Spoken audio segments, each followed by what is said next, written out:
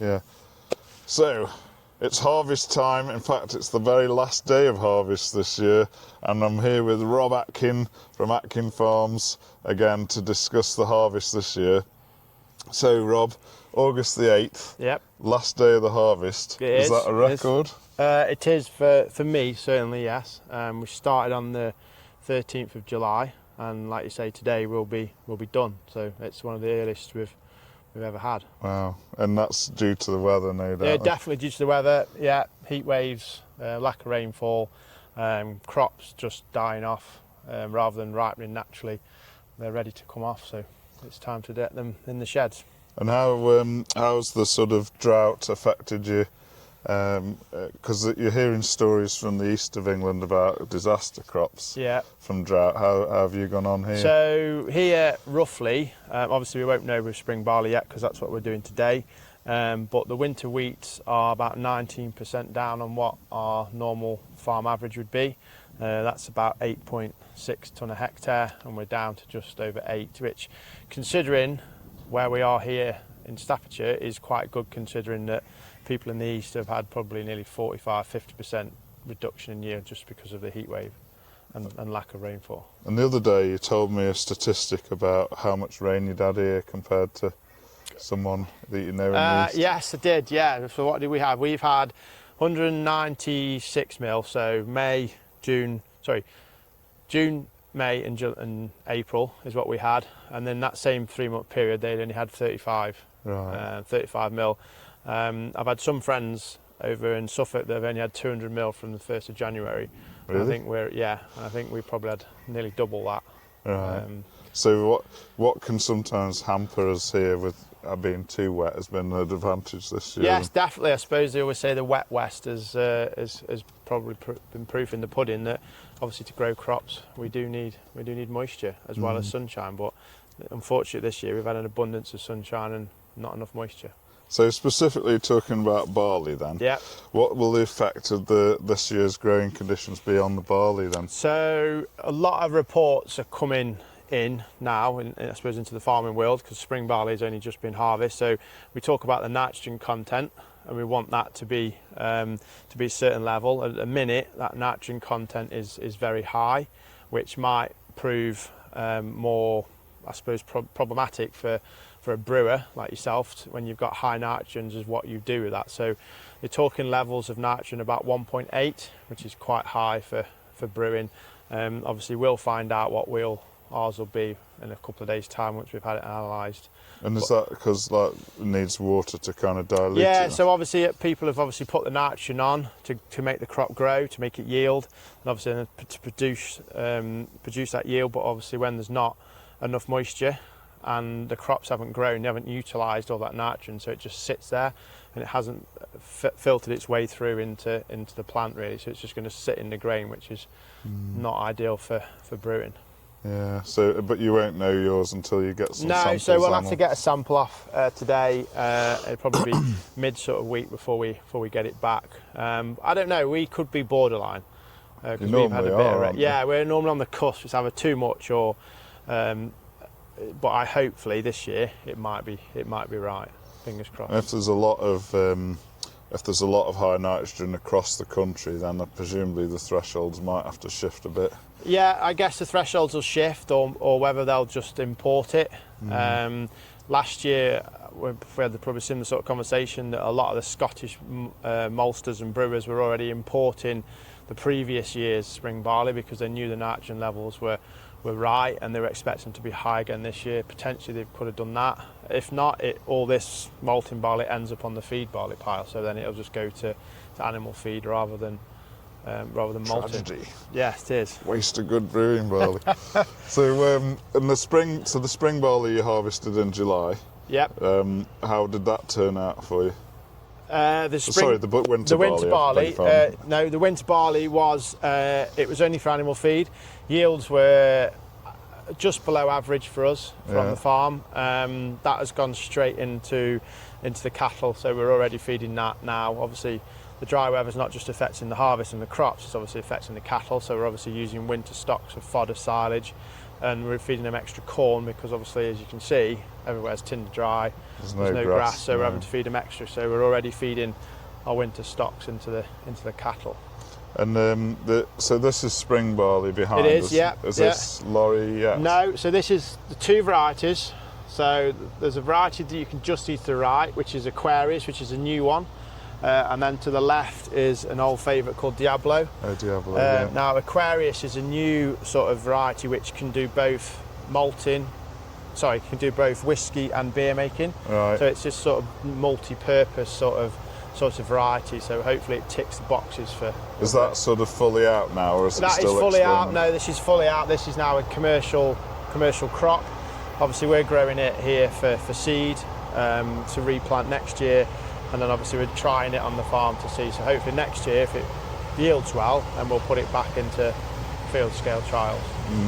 And you do some experimental crops as well, don't you?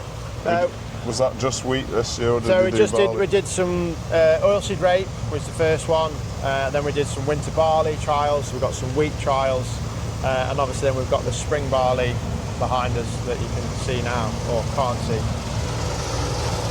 Here he is.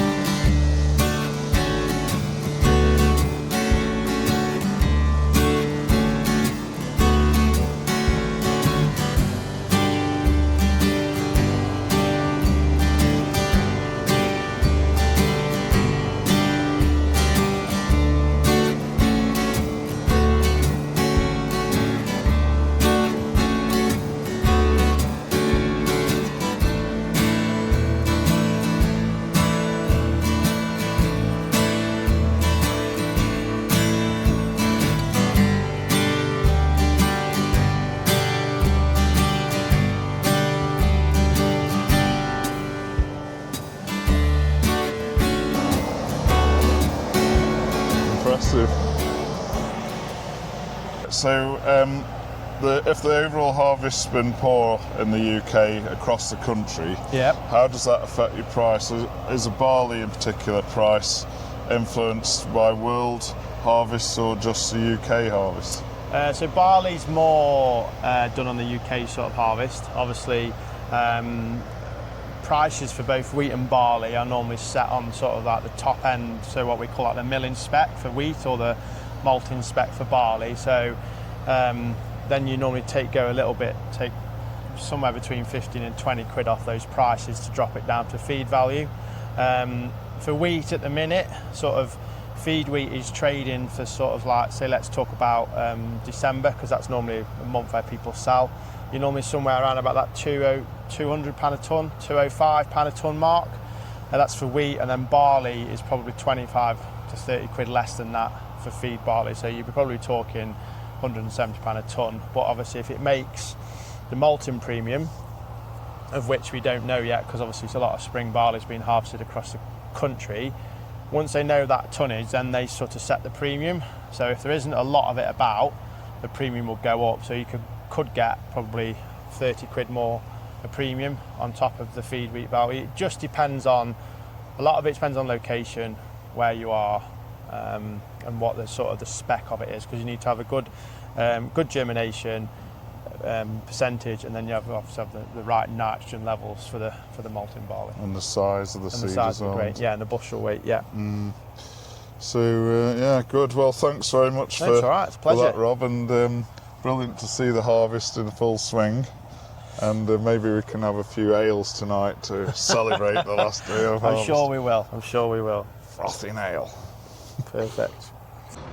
Now, one of the things we picked up on when we went around Warminster Maltings was that Robin said that barley on the continent of Europe that's used to make lager is much more bleached by the sun. Well, this year we've had record sunshine in July, and as you can see, this year's barley is very pale indeed. So that might mean some interesting things for brewers. Maybe we can get really pale lager malts more easily, made from British barley, and also some really interesting extra pales. That's the thing to remember about barley, is that it's a natural product grown in the earth in Britain. The terroir, the weather, everything affects the taste of how the barley turns out, and that affects how your beer turns out, or your whiskey. So we should be thinking a lot more about terroir, about harvests, about years, things like that, like they do in wine, and make a bit more fuss of it, really. Well, that's it, frothers. That's just a quick summary of the 2026 harvest. And those of you that have been watching the channel for a while might remember that we did a reasonably sized piece on the barley harvest last year. So why do it again? Well, I think it's really important for us to give ourselves a timely reminder of the importance of farming to our wonderful beer that we love to drink and brew, and also the whole ecosystem of barley. We don't just buy malt from the homebrew shop, that's what we should remember, or from the maltster. No, we are combining the efforts of a huge number of humans with different interests and roles, starting with the seed merchant, and then the farmer, and then God himself, as he helps with the conditions, the weather, and the rain and the sunshine and all those things that affect it. And then, of course, the maltster does his craft, and then it comes to us as brewers, and we do our little bit and make some wort, and then it's back to nature when the yeast kicks in and makes the beer for us. So there's a lot of natural elements going into beer. That's why some people say it's half science, half craft or art. So harvest time is a time when we can just remember the effects of the terroir, effects of the conditions, effects of the natural world, and indeed the skill and dedication of the farmer and the maltsters and the brewers to make this wonderful elixir that we like to drink on a daily basis. Anyway, that's all from me this week, and we've got some hops behind here, which of course is another highly natural element involving lots of skill and lots of people that bring the hops to us so that we can make the delicious beer. So we should always remember the importance of terroir, of natural world, of the conditions that affect the harvest, the yield, the taste. The amount of sunshine greatly affects hops, for example, in terms of how much intensity of flavour there is in them. That's all for this week. Thanks for watching. Give us a comment and give us a thumbs up. Let us know what you think of that. And I'll see you next time for another frothing ale.